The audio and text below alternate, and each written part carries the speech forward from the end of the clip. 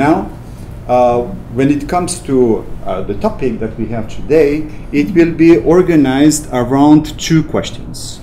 The first one is, what is halal? And the second one is the halal business.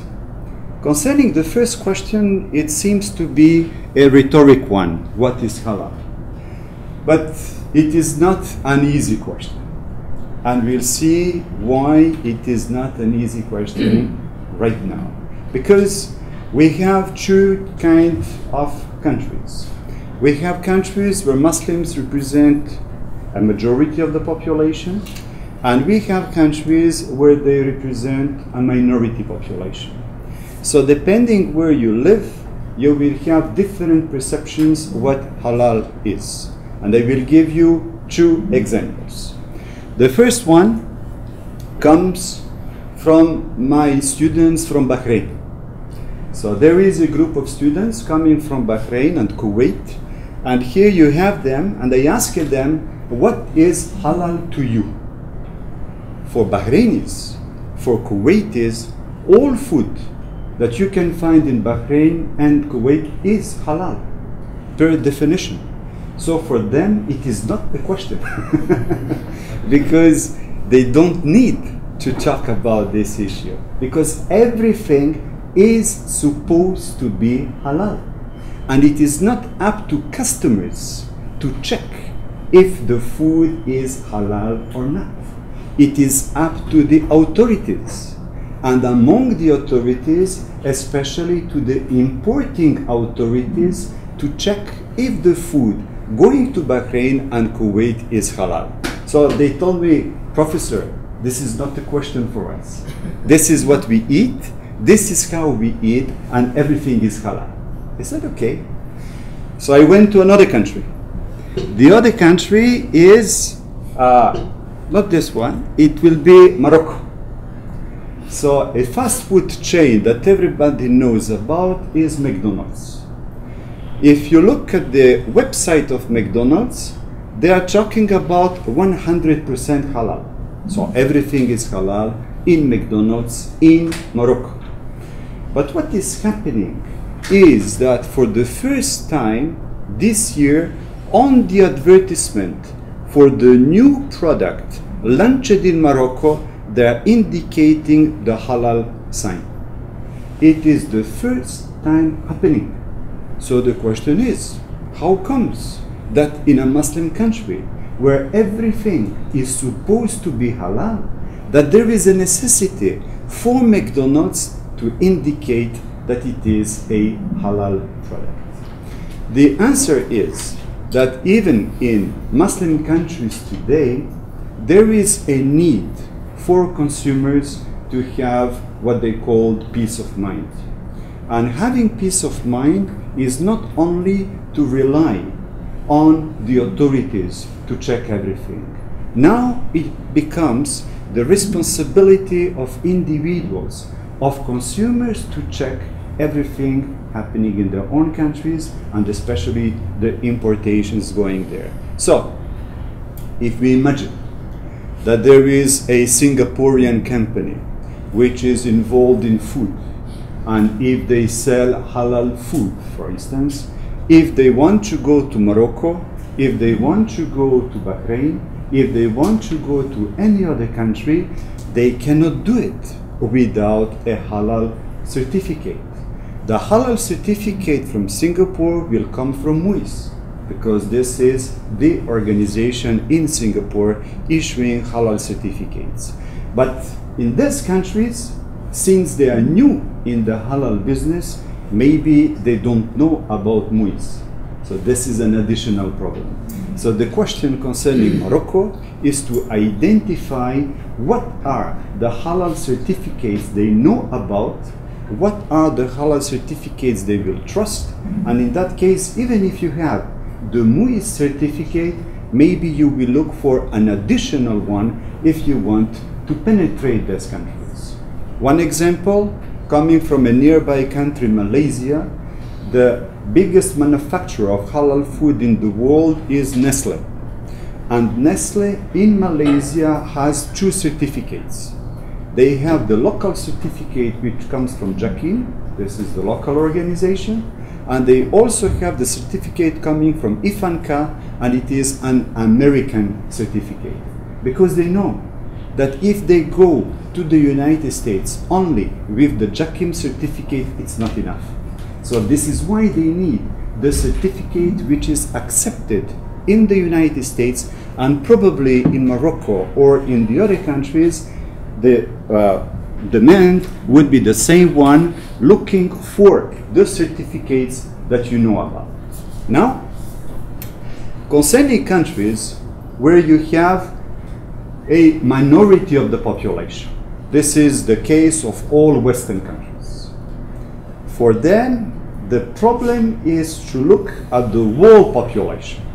So there was a survey, and there was a question, what does halal mean to you?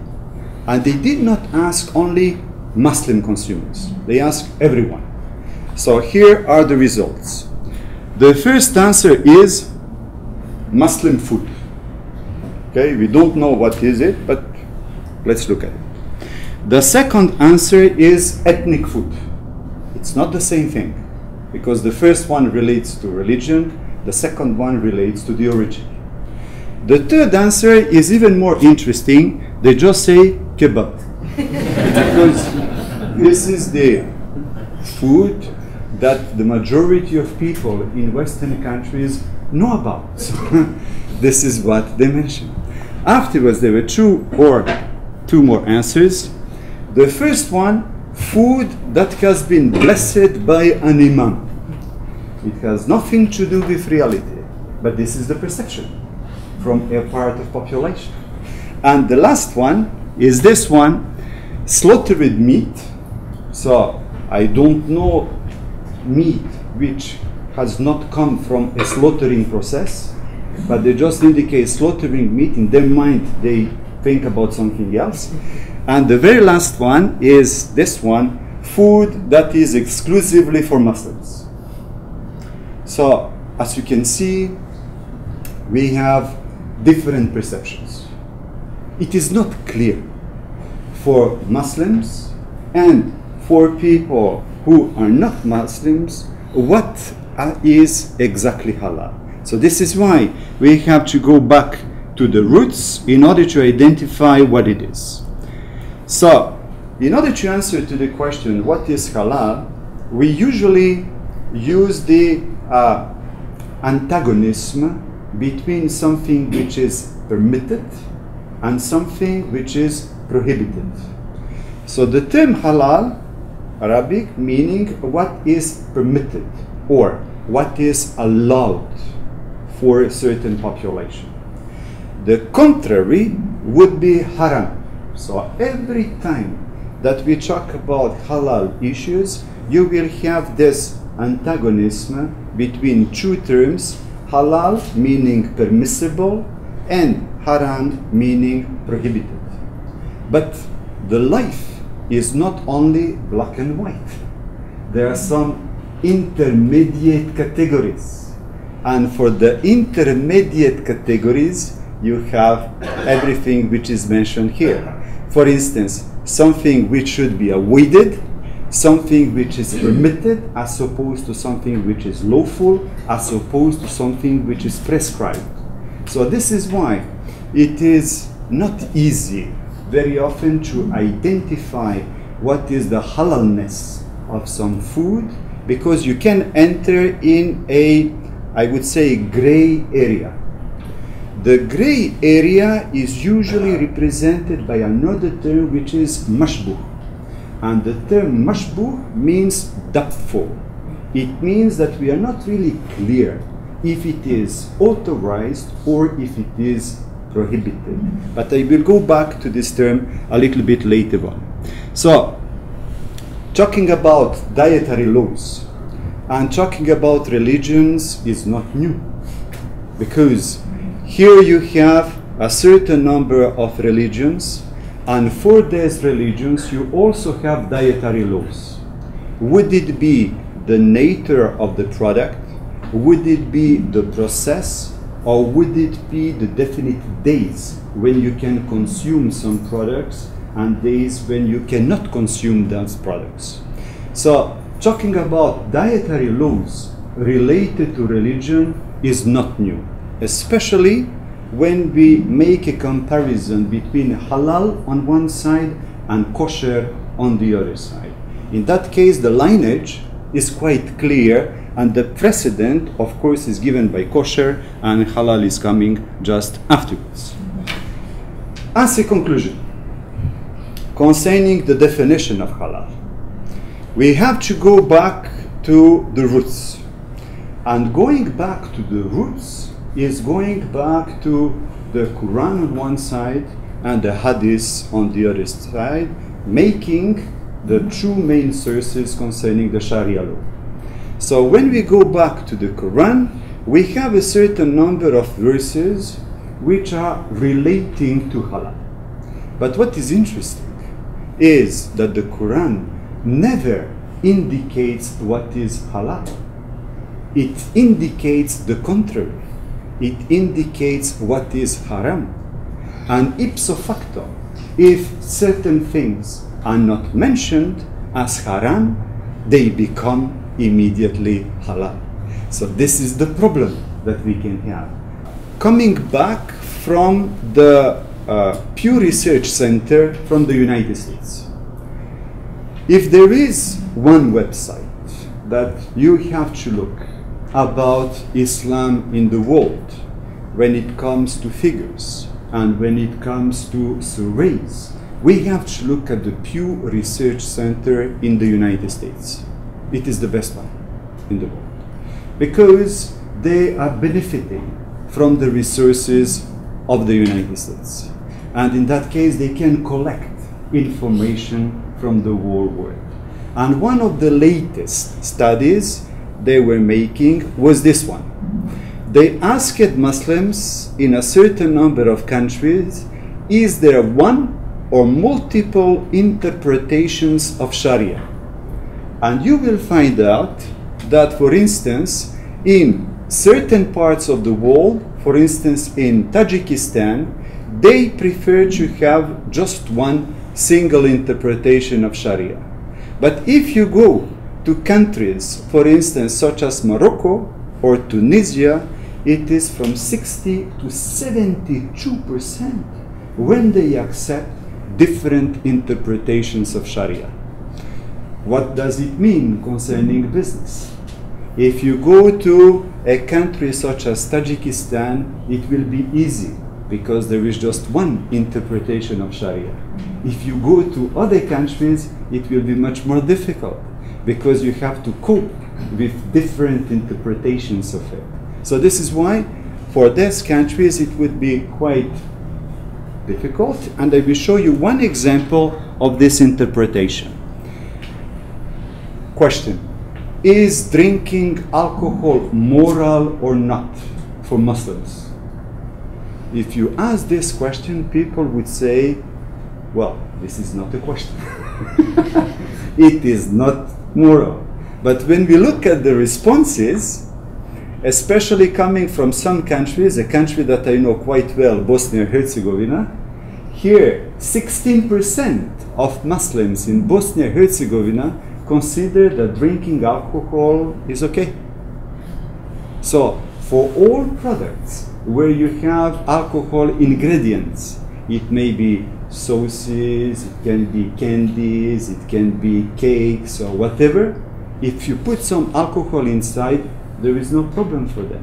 While on the other side, if you go to some other countries, for instance Southeast Asia, Malaysia just 2%, Indonesia 2%, Thailand just 1% among the Muslims living in Thailand will consider that it is acceptable, but this is what we have. It means we don't have a unique acceptance, and businesses must take this into account. The diversity, the variety of acceptances is making the situation a little bit more complex. One example concerning the Sharia is coming from Saudi Arabia, and here you have the website of the Grand Mufti of Saudi Arabia. So the Grand Mufti of Saudi Arabia operates the website, and he is answering a certain number of questions. So look at the questions that we have here. For instance, Salah, Creed, funerals, Zakah, fund property, sales, inheritance, and so on and so on. If you look well, you will find everything except halal. So in that case, we can come to the conclusion that halal is considered to be one unique interpretation, even if the great Mufti is giving sometimes strange fatwas. Here are some questions. For instance, letting nails grow long, women having a side-parting hairstyle, ruling on women plucking their eyebrows, and so on and so on. So we are going very details, but on halal there is nothing. So for halal, it is considered that everybody knows about it, so we don't need to give any fatwa about it, while for other issues, maybe we need some fatwas. So I wanted to mention these elements before talking about the second part that I wanted to mention here, the business of halal. For the business of halal, we will first look at a certain number of figures which will show why this business is a very important one. Everything which is given in red here is relating to Islamic business, and we have several types of them.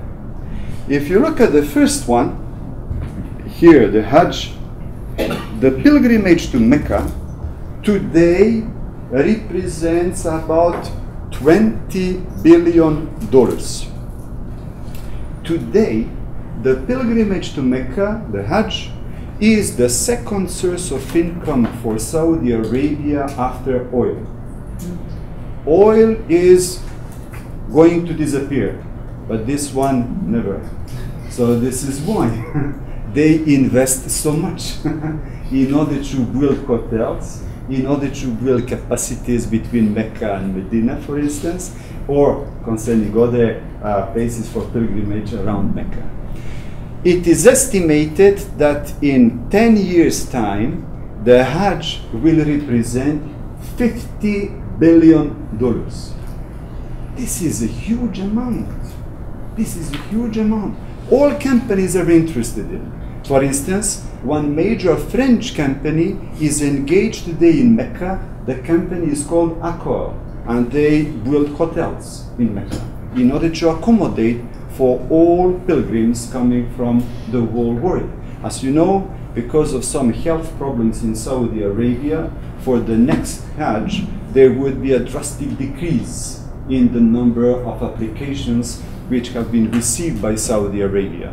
But if we don't take into account the health problems, in that case the number of pilgrims will increase year after year. Today we talk about more than 3 million people going there, and among them 1 million Saudi. So there are 2 million foreigners going to Saudi Arabia, with 1 million of domestic population also performing the Hajj. The second one is the halal food. And we only talk about registered, and especially meat. $656 billion. I put luxury industry just side by side, because in France we like luxury industry very much, and you all know luxury brands. But all luxury industry worldwide, for all companies, it is $212 billion, while halal meat alone is 3 times bigger.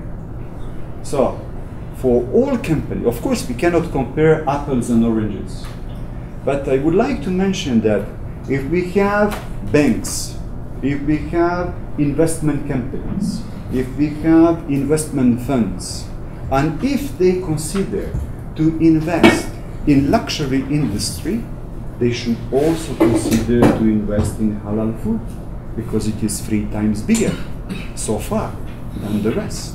So in that case, it is something which is really significant for them. After that, if we talk about Islamic finance, it is $1,300 billion 2012. For this year, during the World Islamic Banking Conference 2 weeks ago in Singapore, Ernst & Young is coming with a figure of about 1.5, that is $1,500 billion. And it is bigger than the pharmaceutical industry worldwide. After that, this one is very important. Halal food total, $2,300 billion. How come that we talk about such big figures? And what is the difference between them? It is because the majority of food which is consumed in the Muslim world is consumed in poor countries. So it may be Pakistan, it can be Bangladesh, it can be India, it can be Nigeria, and so on and so on. In these countries, there is a huge self-consumption of food.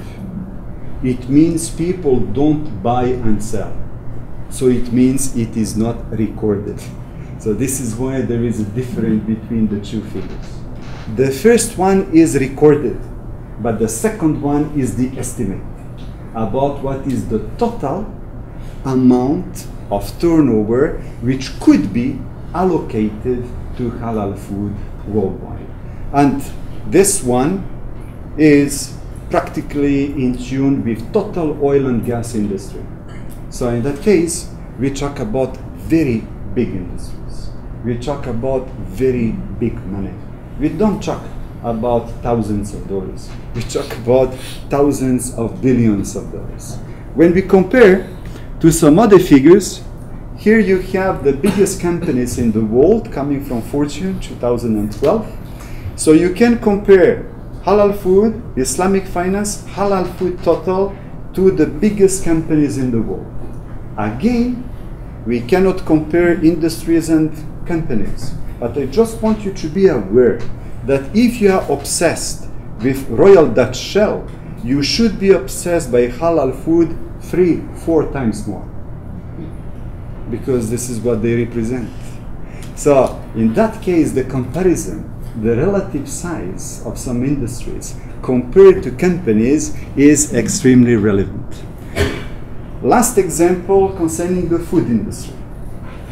Here you have the industry, and here you have the 5 biggest food companies in the world. The conclusion is that 5 leading food companies' turnover represent less than 50% of halal. So again, we talk about very, very big industries. So the problem that we have is that when we talk about halal, we don't have these big multinational companies. The market is fragmented. So if it is fragmented, we talk about millions of small and medium-sized companies. And this is the beauty of the industry. Because if you want to enter in the soda business, and if you want to compete with PepsiCo and Coca-Cola, I will tell you good luck. But if you want to enter halal food, it's much easier, because there are not barriers to entry, because companies are very small. Even Nestle doesn't represent 10% of its turnover devoted to halal. So in that case, even if Nestle is the biggest one, it is a fragmented industry. This is why in this industry we have many newcomers. And I know many of my students, they are now present in the halal business. Would it be in food? Would it be in cosmetics? Would it be in tourism? Would it be in something else? They're present everywhere. And they started with nothing, because it is possible. There are not many industries where you can start with nothing. So this one is really an interesting one for all entrepreneurs, for all people who have an idea, for all people who have an ambition in order to enter this kind of business. So these figures are showing that the opportunities exist, it is open to everyone, and of course, many people are accepting to be part of it. In order to estimate the demand, it's a very tough question. Because first of all, we have to talk about demographics, and second, we have to talk about the purchasing power. The combination of demographics and purchasing power is giving it. So, we will first mention the demographics in order to identify who is my customer. I will refer to Islamic finance, and this is a statement coming from the Islamic Bank of Britain. What do they say? The management of the Islamic Bank must also acknowledge that they can no longer depend on Muslims as their source of deposits or as their fund users. They have to expand their customers base by including non-Muslims as potential customers. So the conclusion is, who is my customer? Do I only talk about Muslims, or will I talk about everyone? It's not the same thing, because you are probably multiplying by 4 the number of potential customers. For instance, here in Singapore, if you go to McDonald's in Singapore, it is halal. So the question is it halal only for Muslims? Not at all. It is halal for everyone. So in that case, I'm not only targeting the Muslim population. In Singapore, I target the whole population. This is how I will build my business plan. Why so? Because the others, mainly, let's say Chinese, or let's say some Indians, if they are not Muslim, they would say, I don't care if it is halal or not. But if you go to Western countries, it's another story. Because here, people who are not Muslim, they would say, why should I buy halal? This is not for me. This is only for Muslims. So you will have this twofold approach when we look at it. And estimating the demand is not easy, because everything depends. Will you only talk about Muslims, or will you talk about everyone? So there are figures, and we will look again at the Pew Research Center. The Pew Research Center made a survey in 2011 concerning the world Muslim population. So if we only target the Muslim population, we target this. In 1990, Muslims, 1.1 billion people. In 2030, only 40 years afterwards, you double the population.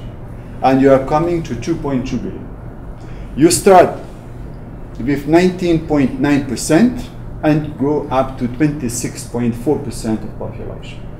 There is no company which will not pay attention to these figures, even if you are not in the halal business. But if you are in the food business, you cannot ignore this, because we have so many other businesses where the turnover or where the market will go down, that here we can just presume that by increasing the number of people, the market will go up. This is looking at the total number of people. The second one is the spread of the population. So the spread of the population is showing that 61.9% will come from Asia Pacific. Afterwards, second, North Africa, Middle East. Third one, Sub-Saharan Africa. And the last one is all Western countries. This is also a surprise. For many of my French students, when I ask them, what is Islam to you? They tell me North Africa. But this is very small when we look at the total number of people. For my students coming from Germany, they say Turkey. Yes, Turkey is a big country, of course. but it is just one country. Tell me about the big size, and the big size is here. This is why we are here, talking about the most important market. Not only this area is very important from the point of view of the number of potential customers, but it is because the innovation comes from here, especially from Malaysia. Today, Malaysia is the country with the highest innovative products in the halal business. So, for any person who wants to be present in halal, if they don't see, if they don't look at what is happening in Malaysia, they are not understanding what is happening. Because Malaysia is the first country in the world, not only for this region, but in the world in the terms of the number of potential and especially innovative products. So this is why looking at what is happening in Malaysia is a very interesting starting point for all companies who want to be present in this business. Professor. Yes? Is Malaysia in the same position for Islamic finance as well? For Islamic finance, you are right to ask the question because it used to be. Why so? Because there was practically an injection coming from the state. When the state in the 80s in Malaysia, under the leadership of Dr. N and afterwards of Badawi and so on, wanted to introduce Islamic finance, they practically started from scratch in the 80s. But they rapidly built an ecosystem around Islamic finance that in the other countries they couldn't even dream about. So because of this ecosystem, it was possible for Malaysia to be on the forefront. And it is still on the forefront for innovative products such as sukuk, for instance. Because today, when you look at the total number of sukuks launched on the market, 75% of them come from Malaysia. Is Malaysia a big country? No. It is not a big country. They cannot compare to Indonesia. They cannot compare to Iran. They cannot compare to Turkey. But because of the ecosystem they succeeded to build in the 80s and continuing up to now, they became a leader. But it was in the 80s. Now the situation is different. Now in other countries, meaning Bahrain, but especially Dubai, starting 2 years ago, they're investing very much in order to become the first place for Islamic finance in the world. And if Dubai and the others invest very much, such as Qatar, Malaysia cannot compete. They don't have enough means in order to compete with them.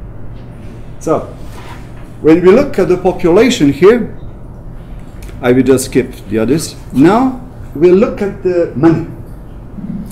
Here we have the GDP, global GDP, in most important Muslim countries. The first one is Indonesia, second one Turkey, third one Iran, fourth one Saudi, fifth one Egypt, and so on and so on. So again the conclusion is, if we want to invest in some Muslim countries, and if we want to invest in the top 5, this is the top 5 where we should invest. But I didn't hear about many companies investing in halal in Indonesia. This should be the first target, but it is not. So there is something wrong here. Because when we look at figures, this is the country with the highest Muslim population in the world. This is the country with the highest GDP in the Muslim world. So if you combine them, this should be the most important market. But it is not. It means that the Indonesian market so far is not mature in terms of halal. It means that the consciousness of the population and the consciousness of the government is not on the same level as in Malaysia, for instance. This is why Malaysia is ahead of Indonesia, even if when we look at figures, Indonesia should be first and not 10th, 20th or something else. So it means that there is great potential about Indonesia, but so far it has not been tackled at the amount it should be tackled when we look at this kind of market. After that, we also have the GDP per capita. In that case, the ranking is not the same. So if we look at money per capita, of course, we should go to the GCC and Brunei. So these are the countries where we are going to. The problem is that these are countries with a very small population, except Saudi, which is the biggest one. But all the rest is very small. You go to Qatar, you have less than 500,000 Qataris. No more. In Indonesia, this would be a village. But this is the contrast that we can have between them. So when we look at figures, we of course look first at population, second we look at purchasing power. Now, these figures here are interesting when we look at high value added products. If we look at basic products, cheap products, obviously you can go to Indonesia. But if we look at high value added products, in that case it is better to go to Brunei or to Qatar, especially Qatar, because it is twice the GDP per capita than in Brunei, which is the second one. So in that case, everything depends on the product that we sell. Do we sell expensive products? Do we sell fast-moving consumer goods? According to them and according to the purchasing power, you will choose where to go to in order to access them. I will make a short comparison between Islamic finance and halal business, just in order to stress where to go to when we enter the business. The first point is that Islamic finance today represents only 1% of total conventional finance. It means that we are very far away from the possibility that Islamic finance could replace conventional finance. This is not possible, because 1% cannot replace 99%. We are very far away. This is why I put in contrast the situation concerning halal food total, world food, world packet food, and so on. We are not at all in the same dimension. Here, halal food is a real competitor and a real alternative to the food that you can find worldwide. Islamic finance cannot be an alternative. It is so far a niche. It is not mainstream, while halal food is mainstream. So we cannot compare these two industries. The second point, when we look at Islamic finance and halal food, is looking at countries. Here you have the estimates 2009 and 2012 concerning Islamic finance. What is interesting is that the country representing the biggest Islamic finance worldwide is Iran. Iran today represents 42% of total Islamic banking assets.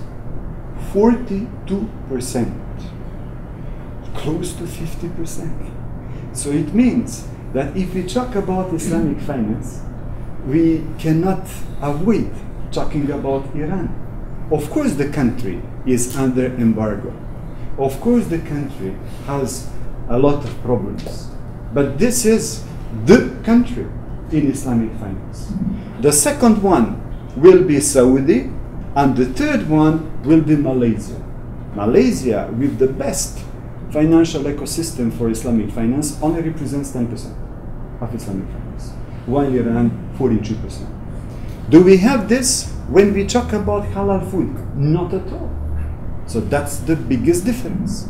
If you want to enter halal food, you can enter whatever the country in the world, because Muslims live in all countries in the world. Now everything depends on the number of Muslims that we can have here. But if we compare the figures of halal food in France and figures for halal food in Malaysia, the turnover is bigger in France than in Malaysia. How come? How come? It is because estimates show that up to 10% of the population in France is Muslim. It means only up to 10%. But the purchasing power of Muslims living in France is much higher than the purchasing power of Muslims living in Malaysia. So when you look at the turnover they make, it is bigger in France than in Malaysia. So this is why in this business, as well as in the other businesses, we have to go back to the basics and look at the figures. So if the figures tell me that it is preferable to go to the United States or to go to Russia or to go to France rather than going to Malaysia, rather than going to Qatar, I will go there. Today, nobody knows what is the number of Muslims in China. The lowest estimates 20 million. The highest estimates 100 million. There is a huge difference between 20 million and 100 million. So if you take the, let's say, the middle, 50 million, well, in that case, China is also an interesting country where to go to. So if there is an advice which is given to all entrepreneurs in the halal business, look at figures. Don't look at your preference. Don't look at where your husband or your wife comes from. Look at figures. And in that case, you will go directly to the countries which are the most interesting for you, which propose the best opportunities for you. So when we compare them, here, I just look at the situation concerning Islamic finance. The Booz & Company launched a survey 2010-2011 concerning the preference for Gulf private wealth. So what did they ask them? If you have to choose between Islamic finance and conventional finance, what will you choose? Look at the results.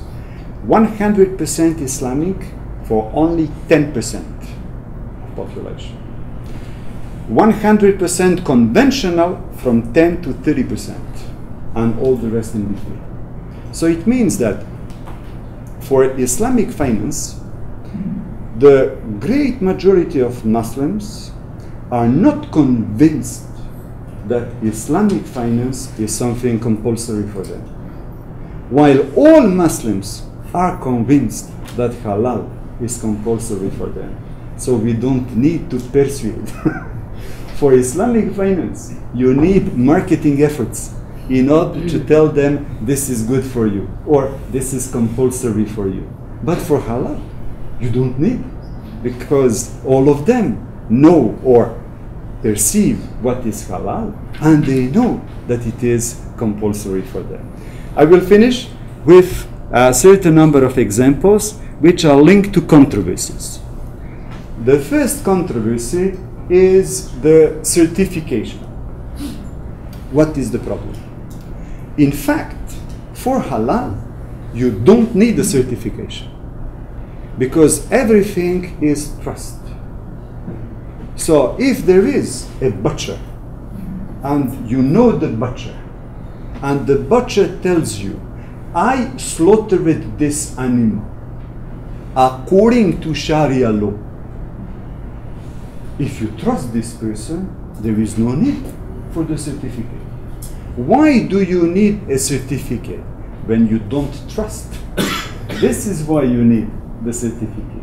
When you don't know who performed the job, when you don't know who packed all these products, when you don't know how they sorted these products in the shop, and so on. This is why you need the certificate. Otherwise, you don't need.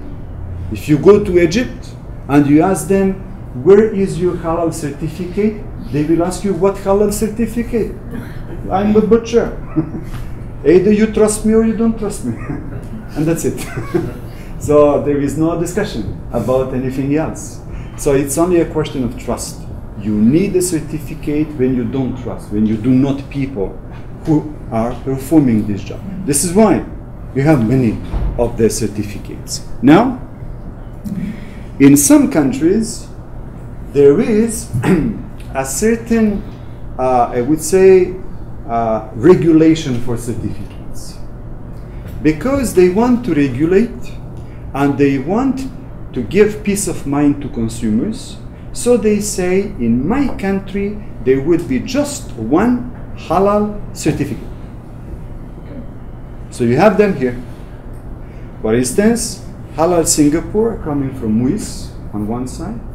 In the center, you will have Halal from Jakim, from Malaysia. On the right side, you will have the Halal coming from Mui in Indonesia. Afterwards, you will have Sikot coming from Thailand. You will have here the Dawa from Philippines. And here in the middle, I put something which is not a unique certificate. It comes from Shandong Islamic Association in China. But we have many of them. So this one is not a unique one. So all the others have a monopoly, but not this one. In Western countries, usually you don't have a monopoly, because countries tend to separate religion from the state. And they say the state cannot intervene in private religious affairs. This is why you don't have a unique one. This is why in France you have more than 40 different certificates. This is a nightmare for consumers, because they don't know which one is the best one, which one is the most trustful one. So there is a competition of these 40 different halal certificates, and there is not one which they can agree upon, and afterwards to use only this one. Of course, when we talk about France, you have the free. We come from a French school, so we just take 1 minute to talk about France. You have free certificates. For instance, the first one here on the left side comes from the Great Mosque of Paris. The Great Mosque of Paris is the biggest individual Islamic association in France. So many people identify the Great Mosque of Paris with the, let's say, the most authoritative source about knowledge about Islam in France. The second one here in the center comes from the Great Mosque of Évry-Courcouronnes.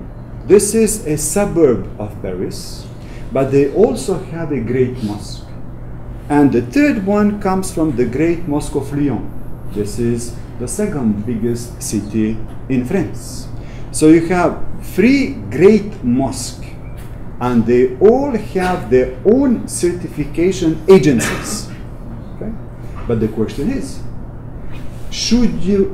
do you need to be a mosque in order to issue a halal certificate?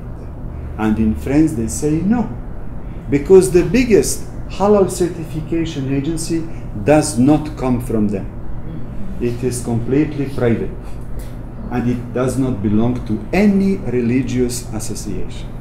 So for some people, let's say in Southeast Asia, if we talk to Muis or to Jakim, and if we tell them the biggest certificate does not come from a religious association, they would say, what is this? How come? How come? But it is what is happening in France. So the biggest one is not one of these 3. Now, when you enter the shops, here you have one of the main chains of supermarkets and hypermarkets in France called Casino. Casino is not gambling. This is why when they went to Middle East, they changed the name. It is not called Casino. It is called the Giant.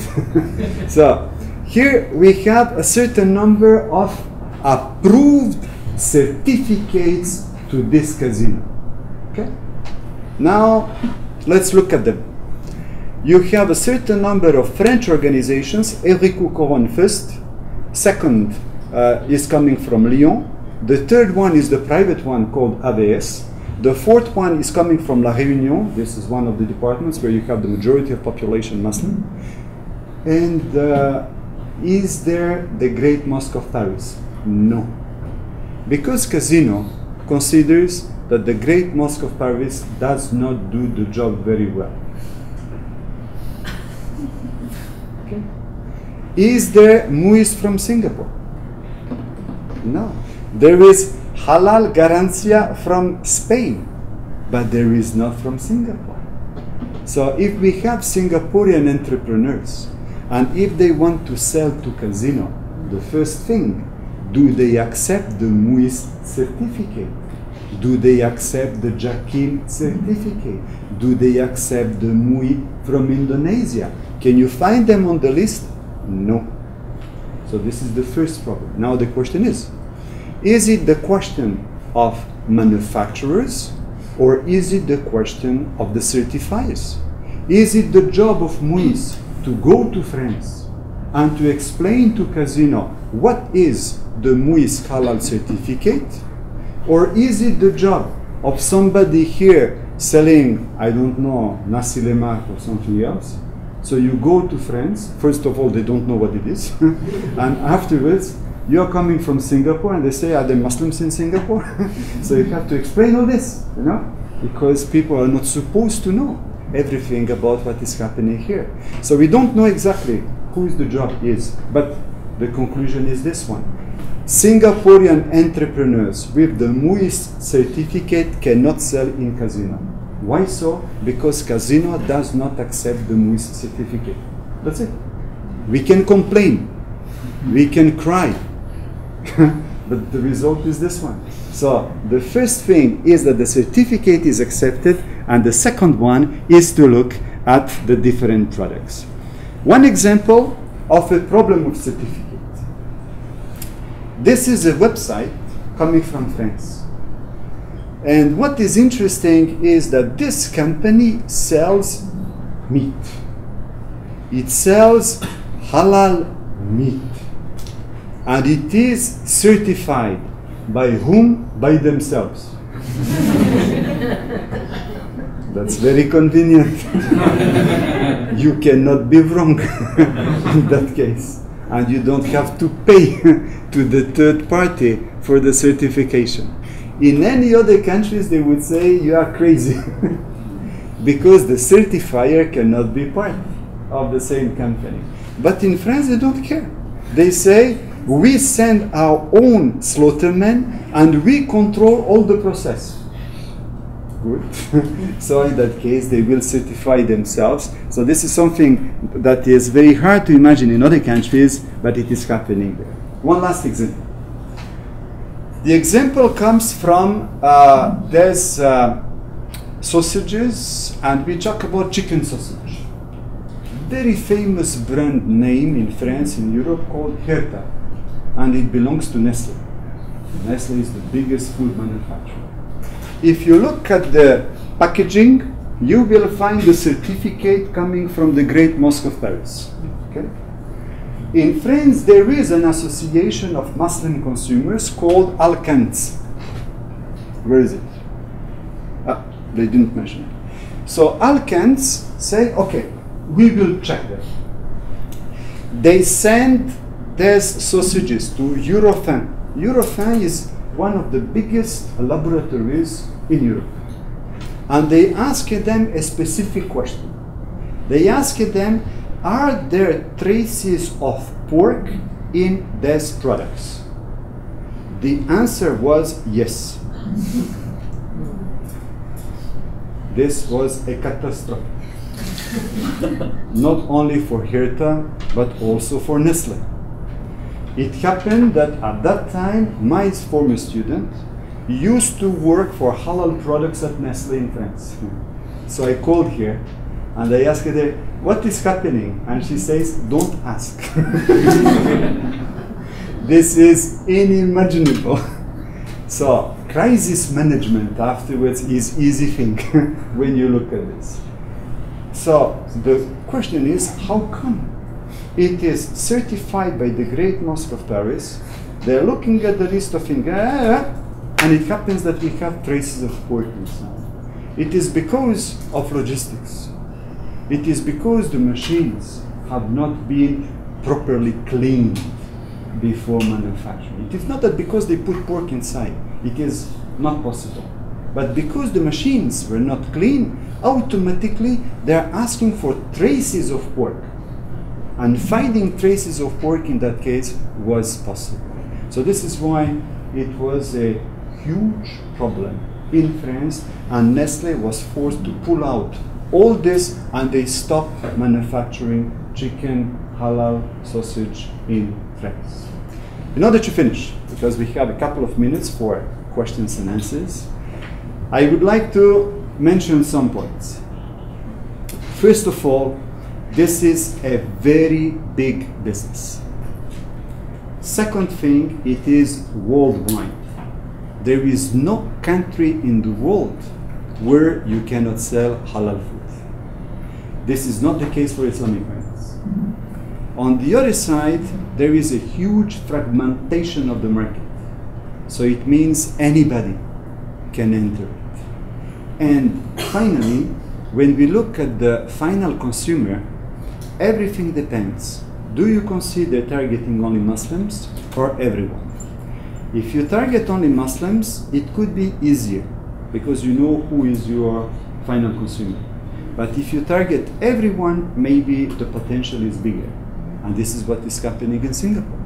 If they target only Muslims, the market would be small. But if they target everyone, in that case, the market is much bigger. So far for this masterclass. Now I'm waiting for your comments, questions, etc. Yes? Going back to, you had some numbers up by Pew Research talking about the proportion of population of Muslims to global population. Yeah. I see a bifurcation happening in the market, right? I mean, and this is just kind of an intuition more than anything that I've researched. But I can't find those numbers to represent the total halal market. Let's just kind of assume that, right? But along with innovation and things like, you know, whatever the products might be, sometimes you find that toothpaste or handbags will carry halal stamps, right? Yes. So if it's a football that has pigskin, you know, Malaysia has this law that you must say it's got pigskin. Yeah. At what extent does it stop, and at what extent does it become almost, you know, kind of, I don't want to say a laughing stock, but it becomes a joke, right? And marginalizes business interest. Right? So, you are absolutely right. We have two things that you mentioned. The first one concerning figures. We only have Muslims here. So we are jumping to the conclusion they all must consume halal. Maybe it's not the case. Maybe halal food is not available. Let's imagine that you live in the United States. The nearest butcher is 220 miles away. What will you do? Will you travel 220 miles away every 3 days in order to buy your meat? Probably. Probably you would say, if there is kosher meat nearby, I will take this one. Or probably you would say, if nothing is present, I will just assume that because the others are not present, I will take some chicken, I will take some lamb and so on, and that's it. On the other side, we also have to look at the price. Let's imagine that halal products are significantly more expensive than conventional products. You have halal chicken and you have non-halal chicken. Both of them are chicken. The chicken did not ask to be halal. So, it is the same product. What is different is the process. Only the process can explain sometimes the difference in price. So let's say that you are extremely poor and you have a family of 8. What will you buy? Will you buy halal certified chicken or non-certified chicken? You will first look at your family. You will first look at life, and afterwards you will look if it is halal or if it is not.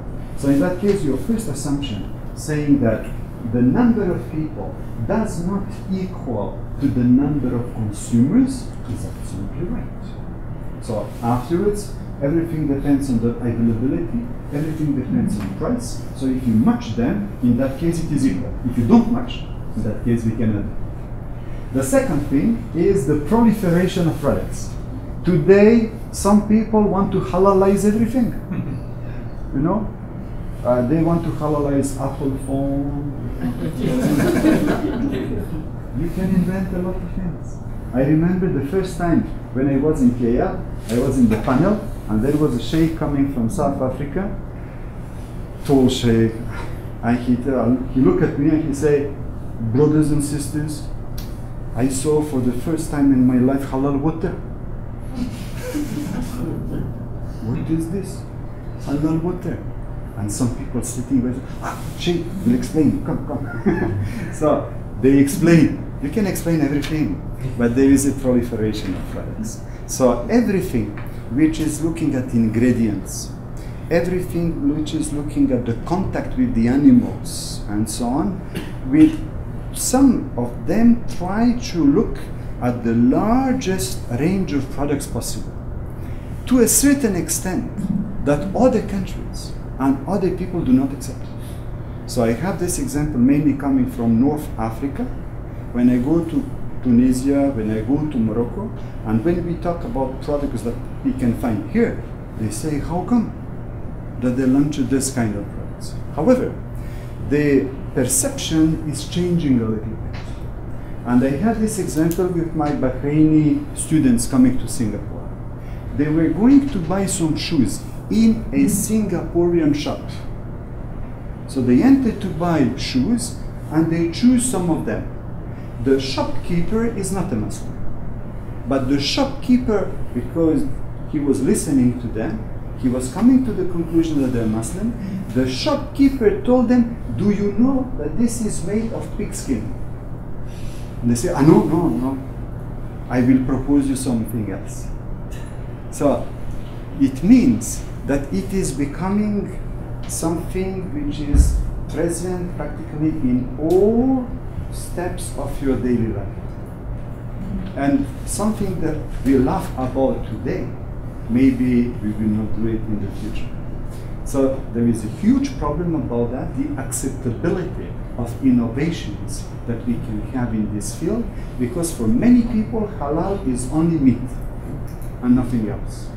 But for more and more people, they use halal as a generic term, talking about everything which is acceptable.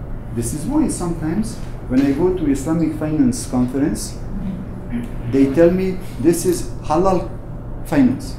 I say, yeah, this is halal, or this is halal tourism, or this is halal logistics, or halal this and this. They use the term as a generic one. So regardless if we like it or not, it will become more and more the case.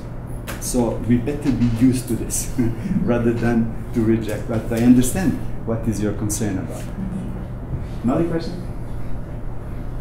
Yes? Can you provide some examples of fast-growing companies that are halal business? Okay. Fast-growing companies, I will tell you some examples in the cosmetics industry. As you know, in the cosmetics industries, you will have several ingredients which are not considered to be acceptable. First of all, alcohol, but we know that about alcohol you can have different options. And afterwards, especially concerning skincare products, you will have the use of gelatin. So the question is, where do they come from? So you have more and more halal cosmetic products on the market. And a friend of mine from Canada launched one brand. It is called One Pure. And this brand, in a couple of years, succeeded in Galeries Lafayette, and it succeeded on Saudi airline company. So it was possible to grow very fast, because this is a market where there are no barriers to entry. So if you launch something which is quite interesting, that is automatically it can go. Yes? What's the value of the industry of the certification? Good question. Do they make money? What do you think? I mean, it's a private company. Right. Okay. So, do they make money? We have to look at how much do they take from the certification they do. For instance, it is assumed that a certification company takes from 3 to 5 cents of a euro out of a kilo of meat certified. So you will tell me 3 to 5 cents is nothing. But we have to look at quantities. France, for instance, exports 200,000 tons of halal meat per year. So if you certify this, we clearly talk about millions. So everything depends if you're looking at one single company. Let's imagine the situation in Brazil.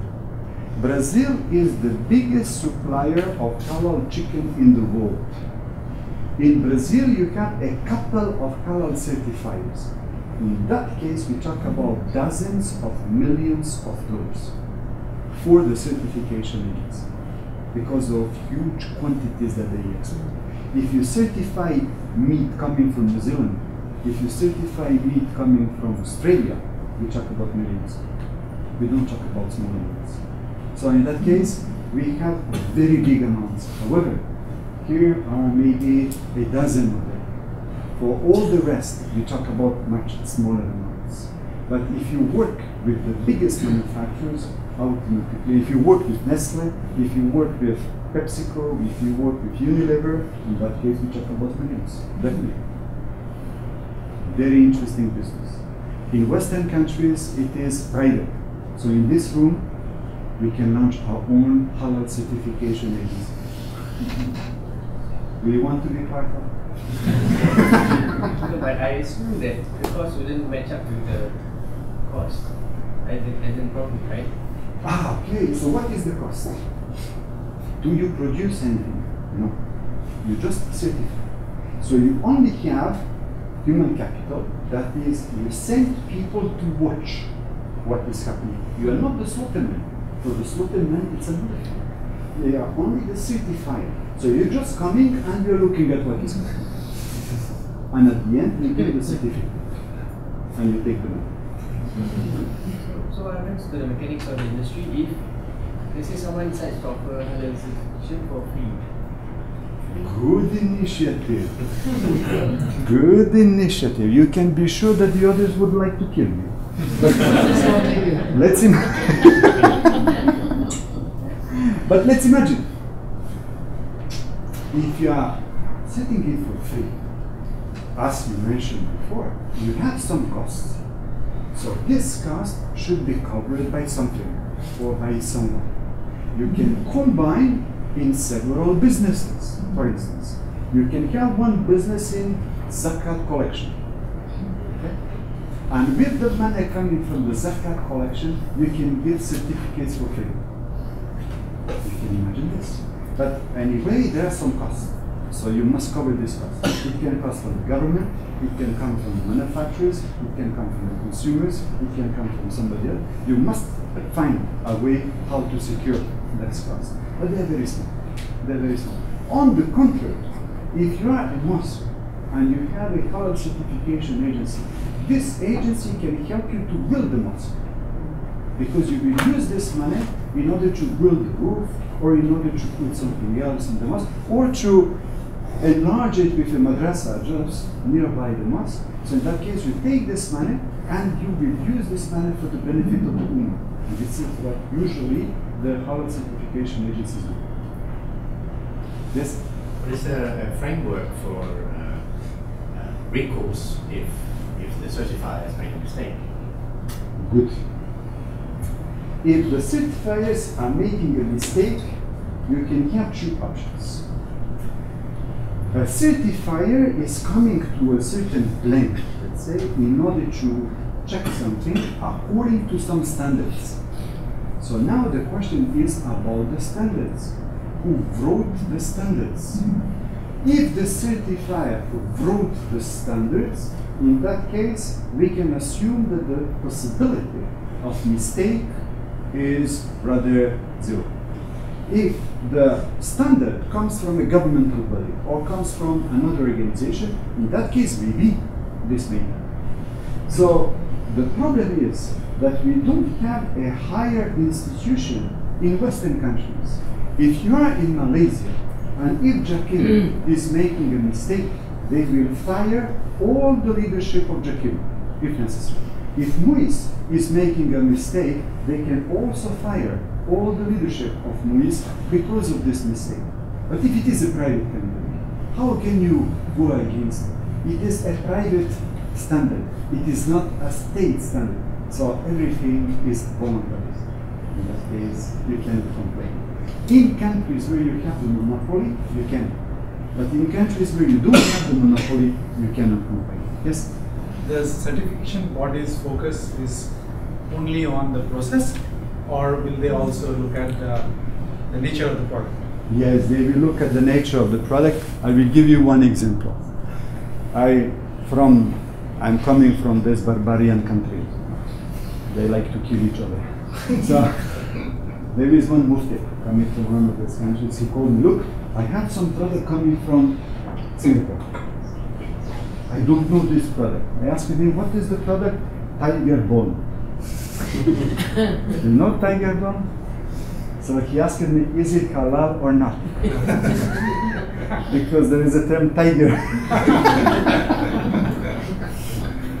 So it is not only the process, it is also the product that they are looking at. So do they run their own labs? No, they don't have their own labs because running labs is extremely costly. Yes. And in the world, we have just a couple of labs which are equipped for halal purpose. One of them is at UPM in KL, and the other one is Chulalongkorn University in Thailand. So these two labs are the reference labs. Afterwards, you're going to the usual labs, and you just ask them, is there a trace of this and that? That is after. But before they certify, they don't do any testing, right? No, they don't do that. What they do is that they look at the list of ingredients. Okay. And by looking at the list of ingredients, they are coming to the conclusion this one is halal, this one is not. It's based on disclosure. Yeah, that's right. They are not running this. They are doing it ex post. If necessary, there is some doubt, either by the consumer union, either by other manufacturers, either by the distributors, in order to be sure, union distributors. Yes? Sorry, Can this tiger bone be harmonized? Yeah, because it's not real tiger inside. And it is for external use. It is not for internal use, so this is not the problem for that. I have one more question. Last question. Yeah. Can non-Muslims There is some finger food afterwards. Don't forget about it. Yes. Can non-Muslims be owners of halal business? Is there legal restriction or religious restriction? Good example. I will show you one example here. This example is coming from France. And the company is called Isla Delis. Can you look at it here? Isla Delis is a very prominent, the first company for halal in France. And they are very well known for their, let's say, very important marketing campaigns about halal. And this one was a revolution in France. Because if you read it in French, it states proudly halal. As you know, when you talk about Islam in France, it is sometimes problematic. So when they launched this advertisement campaign, it was quite appealing.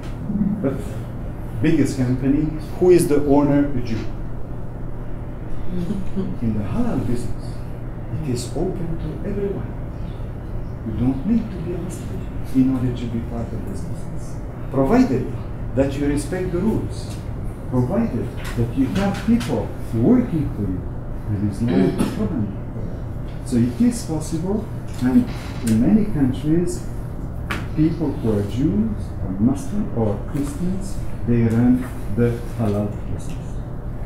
This was the last question. Now I hope that you will all join us for this finger food here, and thank you very much for coming here and spending some time.